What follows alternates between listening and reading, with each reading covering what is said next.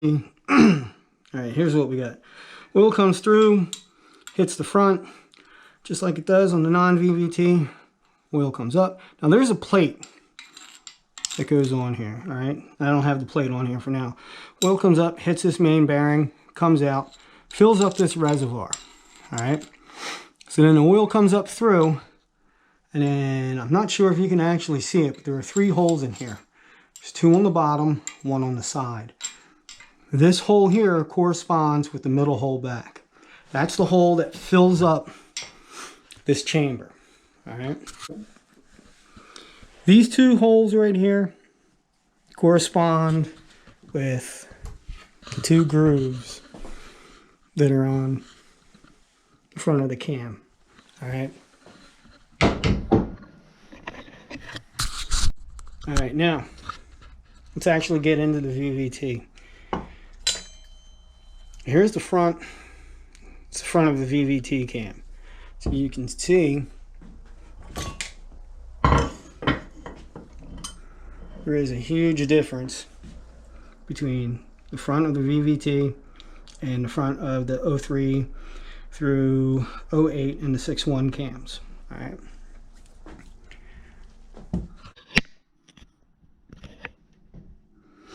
All right.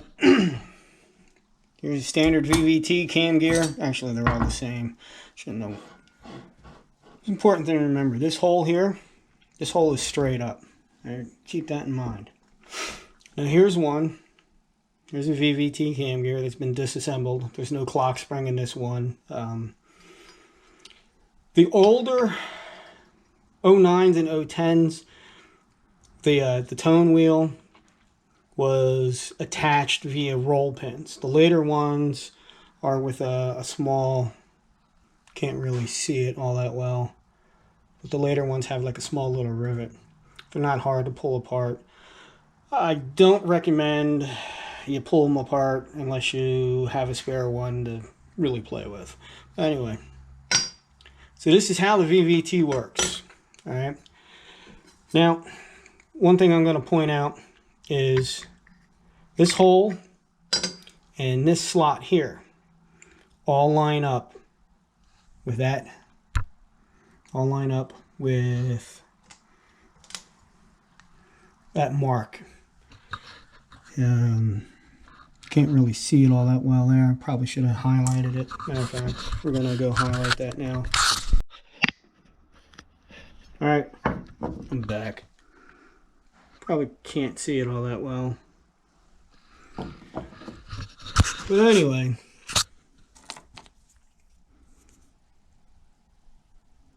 this mark, this hole here lines up with this mark, which is that mark right there. Let's see if I can get in. That mark right there. That's a straight up mark. That mark lines up with that internal mark. All right, so now we're going to talk about the function. Low RPM, low pressure. What winds up happening is when the VVT is activated, the solenoid pulls back, allows oil to come in through into this first groove here. All right. There's always oil in that first groove. There's always oil in the second groove. But what happens is it allows more oil to come in through at a slightly higher pressure. So each one of these 5 holes that's in the front of the cam corresponds, or in the first groove, I'm sorry, correspond with the 5 holes in front of the cam. Now those 5 holes correspond or fill each one of these 5 chambers. Now, what happens is, in a low pressure situation, this plunger comes up and then limits the movement to about 5 degrees retard. I'm guessing it's 5 degrees. I've never actually measured it, so if somebody knows exactly how much it is, please let me know. And then what winds up happening is that as the pressure goes up higher, it pushes this down, and then allows full cam retard function, if you will. All right, now trying to figure out how to do this without being too confusing. Probably wind up doing this more than once. So these 5 holes in the back of the gear, or the, I'm sorry, yeah, the back of the phaser. Each one of those holes corresponds with these bottom holes here. Those bottom holes are the ones that fill it up. So what winds up happening is low pressure situation. Again, it'll only move so far because this plunger is coming up inside here. And when the pressure comes up higher, it starts to slip in through that nozzle. Nozzle is really a wrong phrase for it. It starts slipping in through this slot. And then the additional pressure pushes this down and then allows it to go all the way. Now, let's get up in a little closer here. You can see, really trying not to make this too confusing for you guys. Those little areas right there behind the vane. And then, again, you see the holes there. The bottom one fills it, and then the top one will wind up draining it out. All right, now, this hole here is what controls this lock pin from the backside. Oil pressure pushes the lock pin up. Again, the lock pin catches.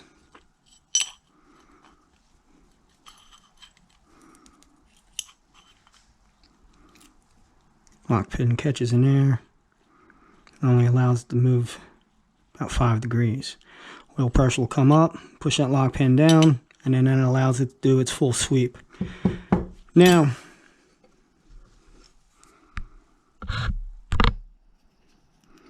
for those people who are really adventurous,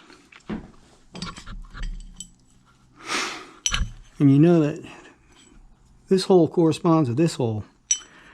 One of the things I used to do before Comp came out with their cool little lock thing is I would just drill it out and put a roll pin in there to stabilize it, keep it from doing anything. But, you know, that's me. You don't have to do it. But now, one of the things I'm going to show you in a little bit, probably not going to be in this video, because I don't have one machined yet. But something for you to think about. That's lined up and that's straight up, okay? Oil comes in, again, pushes it, and that's how it retards, that's how it does its thing. Don't forget the lock pin. Alright, now, we're straight on that tooth, right? As long as this is in its correlation to the cam gear, or to the cam, I'm sorry, not to the gear. This line here, all right, let's see if we can, all right.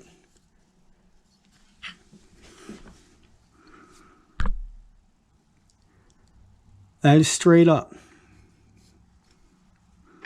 Top of the cam, that pin always corresponds with straight up. This hole in tone ring, all right, now keep that in mind. So,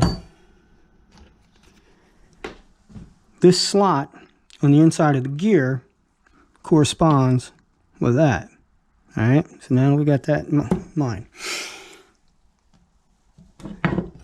When it's put together properly,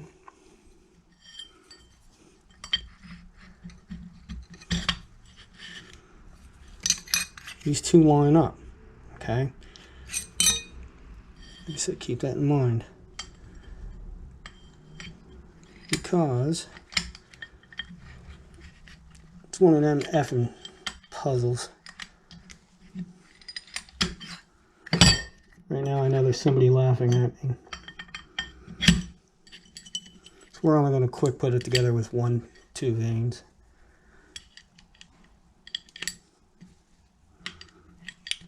Alright.